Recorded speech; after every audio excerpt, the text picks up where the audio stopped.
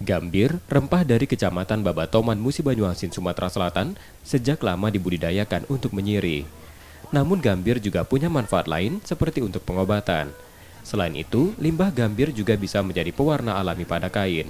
Karena manfaatnya yang beragam itulah, gambir jadi salah satu produk rempah unggulan yang dihadirkan stan Musi Banyuasin dalam Festival Rempah Sumatera Selatan 2022. Sangat mendukung karena di sini masalah gambir ini yang adanya cuma ada di Babatoman. Jadi tidak seluruh kabupaten mempunyai potensi masalah pertumbuhan gambir ini. Jadi gambir ini memang kami gali dari limbahnya sampai ke gambirnya.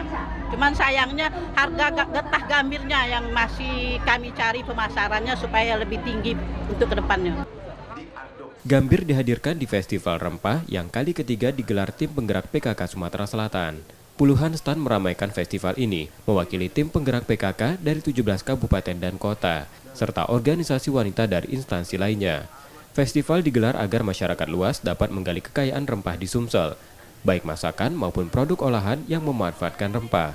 Sejak lama rempah telah dimanfaatkan untuk berbagai keperluan, baik untuk bumbu masak, minuman tradisional, maupun pengobatan dan kosmetik. Anak-anak, para remaja, para generasi muda menjadi tahu apa yang mereka konsumsi selama ini berupa bumbu makanan yang kebanyakan sudah berupa bubuk dan instan, itu berasal dari hasanah kekayaan alam Sumatera Selatan itu sendiri. Festival rempah yang juga diharapkan turut mendorong UMKM berbasis rempah sehingga membantu peningkatan perekonomian warga. Tak hanya melestarikan kekayaan rempah Sumsel, tapi juga dapat meningkatkan kesejahteraan masyarakat. M. Rizky Nurmizan, Kompas TV, Palembang, Sumatera Selatan.